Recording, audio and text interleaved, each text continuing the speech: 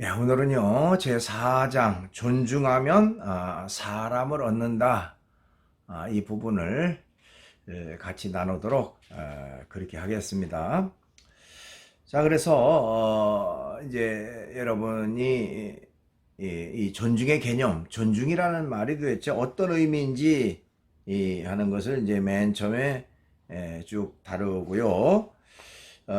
그러고 나서 이제 성경에서는 어떤 것을 존중이라고 말하는가, 존중의 태도에 대해서 어떻게 말하는가 하는 그런 내용들. 그리고 이제 존중하면 사람을 얻는다 해서 존중의 그 필요성, 또 존중의 중요성, 그런 내용들을 또 다루도록 그렇게 하겠습니다. 그리고 이제 자신 존중, 타인 존중, 상호 존중. 그래서 이 존중이라고 하는 것의 출발점은 어떻게 보면 자기 존중으로부터 출발해서 자기 존중이 이루어져야 다른 사람도 존중해지고 지고 또 나아가서 사회 전체 또 다른 구성원들을 존중할 수 있다. 이렇게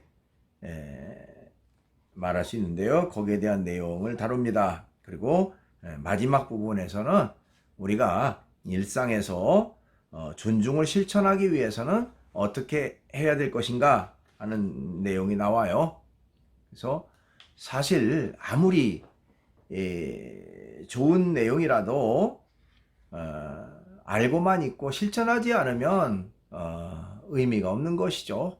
우리가 생활 속에서 그 알고 있는 바를 실천할 때 비로소 내용은 가치가 있어지게 되는 것입니다. 그런 면에서 우리가 존중이라고 하는 것을 일상 속에서 어떻게 실천할 수 있겠는가 하는 내용이 계속 이어서 나오고 있습니다. 그래서 이그 사장을 통해서 존중이라는 말의 개념, 그리고 존중을 어떻게 내가 생활화하고 실천할 수 있겠는가 하는 부분을 배우게 됩니다. 그럼 이어서 PPT로 수업을 진행하도록 그렇게 하겠습니다. 오늘은 제4장 존중하면 사람을 얻는다 부분을 같이 나누도록 하겠습니다. 우선 여러분 교재에 맨 처음에 보니까요, 존중, 가치와 존재를 인정하는 것이다. 뭐 이런 내용이 나와요. 우선 존중이라고 하는 말이 무슨 뜻일까? 존중의 의미를 좀 알 필요가 있습니다. 존중이라고 하는 말은요, 상대방을 높이고 소중하게 대하는 마음과 태도를 말한다, 이렇게 말할 수가 있어요. 상대방을 높이고 소중하게 대하는 태도, 마음, 그것이 존중이다. 그래서 이 존중이라고 하는 말의 한자어를 좀 살펴보면요, 높을 존자에다가 무거울 중자를 씁니다. 그러니까 무겁게 높인다, 그런 의미죠. 아주 무거운 마음을 가지고 상대방을 높인다. 또 진심을 담아서 상대방을 높인다. 뭐 그런 의미로 말할 수가 있습니다. 영어로는 리스펙트라고 말할 수 있고요. 사람은 누구나 자신만이 가지고 있는 가치와 존재의 의미가 있는데, 그 가치와 존재의 의미를 인정하는 것이 존중이다, 이렇게 말할 수 있습니다. 그러니까 사람들에게 인간으로서의 그 기본적 가치가 있죠. 인격이라고 하는 것, 인권이라고 하는 것, 기본적 그 존재의 가치가 있습니다. 근데 그 기본적 그 가치와 존재를 그대로 인정해 주는 것, 그것이 존중이다, 이렇게 말할 수가 있어요. 인간을 인격적 존재로서의 인간, 이렇게 얘기를 하죠. 그런 면에서 우리가 인격을 갖춘 인간 그 자체를 인정해 주는 것이 곧 존중이다 이렇게 말할 수 있습니다. 그러면 이제 성경에서 말하는 존중이라고 하는 말의 의미는 어떤 것일까요? 하는 것 좀 살펴볼 필요가 있습니다. 우선은요, 성경에서 말하는 존중의 원리는 하나님을 존중하는 사람은 하나님의 존중을 받는다는 것이다. 이렇게 말할 수가 있습니다. 사무엘상 2장 30절이라는 곳에 보면요. 나를 존중히 여기는 자를 내가 존중히 여기고 이렇게 말하고 있습니다. 그러니까 절대자, 창조자, 전능자, 하나님을 존중하고 또 하나님을 섬기는 사람은 하나님의 존중을 받고 또 사랑을 받는다. 뭐 어떻게 보면 그게 당연한 그런 말이라고 얘기할 수가 있습니다. 또 성경에서 말하는 존중의 원리는요, 황금률을 실천하는 것이다 이렇게 말할 수가 있는데요. 이 황금률이라고 하는 것은 뭐 성경에 황금률 이런 용어가 쓰여 있는 것이 아닙니다. 그러니까 후대 사람들이 황금처럼 뭐 소중한 말씀, 황금과 같이 귀중해서 꼭 지켜야 되는 말씀, 그런 의미로 황금률이라고 이렇게 그 이름을 붙였어요. 그 황금률이라고 하는 것은 그렇죠. 예수 그리스도의 가르침 중에 황금과 같이 소중한 말씀이라는 의미를 담고 있는데 그것은 마태복음 7장 12절을 지칭합니다. 마태복음 7장 12절 보니까요. 그러므로 무엇이든지 남에게 대접을 받고자 하는 대로 너희도 남을 대접하라. 이것이 율법이요 선지자니라 하는 말이 있습니다. 그러니까 쉽게 말하면 다른 사람에게 대접 받으려고만 하지 말고 먼저 대접해라. 먼저 베풀어라. 먼저 나눠줘라 하는 그런 의미가 바로 황금률의 내용이라고 말할 수가 있습니다. 그런 면에서 존중이라고 하는 것과 이제 연결 짓는다면 다른 사람이 나를 존중해 주기 이전에 내가 먼저 다른 사람을 존중하는 그런 삶의 태도, 그것이 중요하다 하는 것을 말할 수가 있습니다. 그 다음에 성경에서 말하는 존중의 원리는요, 존중할 수 없는 사람까지도 존중하라는 것이다. 여러분, 이게 참 말처럼 쉽지 않죠. 우리가 어떤 일을 할 때 나에게 친절하게 하는 사람은 나도 친절하게 해주지만 나에게 좀 뭔가 못살게 굴고 나에게 피해를 주는 사람에게까지 존중하거나 그 사람을 배려하는 그런 일을 실천하는 건 참 어렵습니다. 그런 면에서 성경은요, 존중할 수 없는 사람까지도 존중하라는 것을 말하고 있습니다. 마태복음 5장 43절로 44절에 보니까요, 또 내 이웃을 사랑하고 내 원수를 미워하라 하였다는 것을 너희가 들었으나 나는 너희에게 이르노니 너희 원수를 사랑하며 너희를 핍박하는 자를 위하여 기도하라 하는 내용이 나옵니다. 원수를 사랑해라. 그러니까 악하게 하는 사람까지도 사랑하고 또 고통과 핍박, 고난을 주는 사람들을 위해서 오히려 그들이 잘 되도록 기도하는 자세를 가져라 하는 것입니다. 참 우리가 실천하기 어려운 부분이죠. 그런 면에서 성경은 진정한 존중이란 뭐냐, 나를 존중해 주는 사람 나도 존중해 준다 하는 그 차원을 넘어서서 존중할 수 없는 사람까지도 존중하는 태도, 그것이 어떻게 보면 진정한 존중의 그 의미다 이렇게 말하고 있는 것입니다. 원수까지라도 사랑하고 핍박하는 자를 위해서 오히려 기도할 정도의 그런 어떤 그 존중의 태도, 그것이 중요하다는 것을 말하고 있습니다. 그 다음에 네 번째로요, 성경에서 말하는 존중의 원리는 남을 나보다 낮게 여기라는 것입니다. 참 우리나라 말이 재미있는 게 이 받침 하나 가지고 굉장히 의미가 달라지죠. 남을 낮게라고 하는 시옷은 높이라는 말이고요. 여기다 지읒 받침을 하면 낮추라는 말이죠. 여기서는 시옷 받침 낮게 그런 면에서 남을 나보다 높이고 존중하라 그런 말이에요.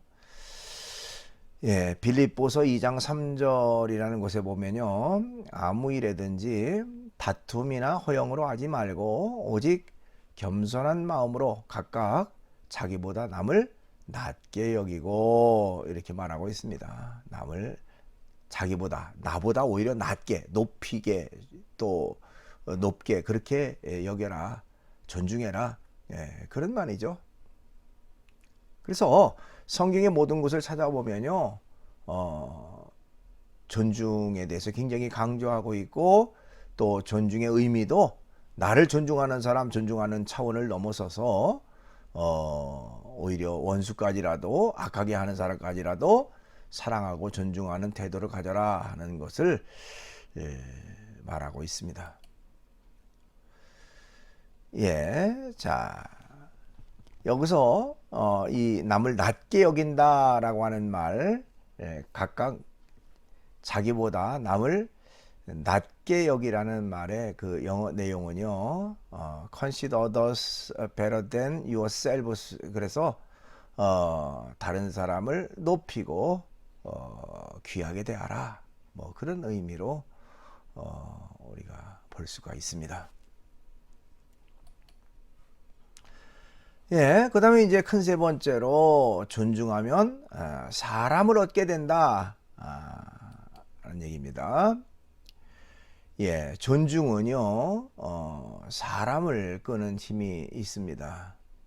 그래서 존중해 주는 사람 주변에는요 많은 사람이 모이고 또 마음의 문을 열게 됩니다. 그렇죠? 극히 당연한 얘기입니다. 다른 사람을 알아주고 인정해주고 존중해주면 그 사람에게 더 친밀감을 갖게 되고 더 그 마음으로 함께하는 그런 결과가 되어집니다. 꽤 오래전에 그 드라마 하나를 봤던 기억이 있는데요. 그 이제 상도라고 하는 제목의 그 드라마였습니다.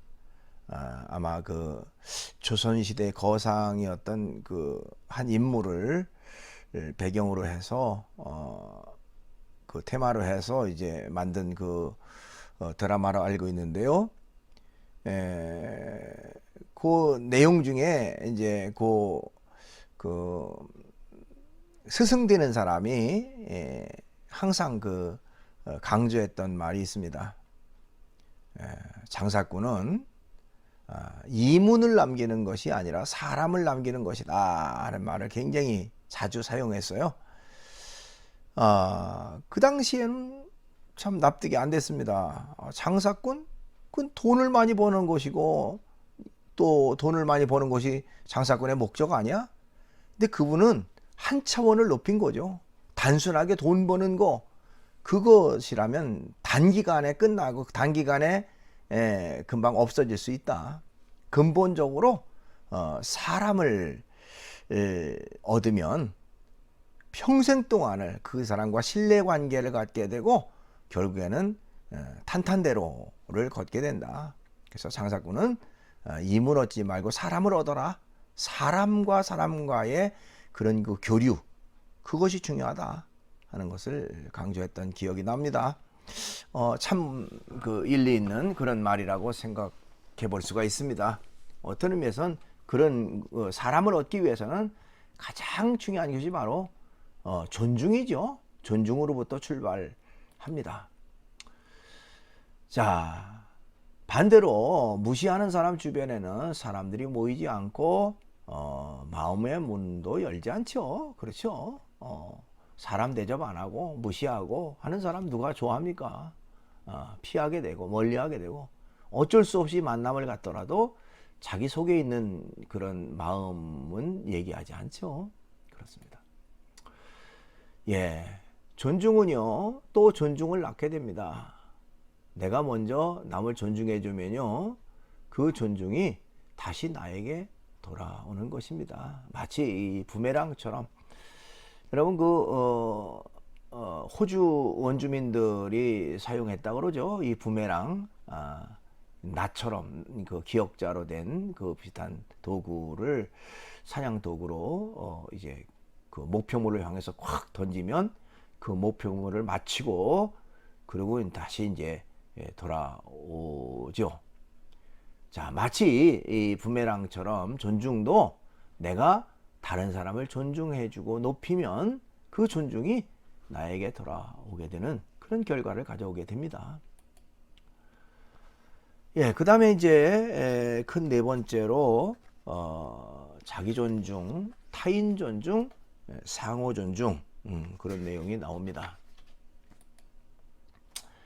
우선 이제 자기 존중에 대한 그런 내용입니다. 예, 창조자 하나님이 사람을 보배롭고 귀하게 여기신다.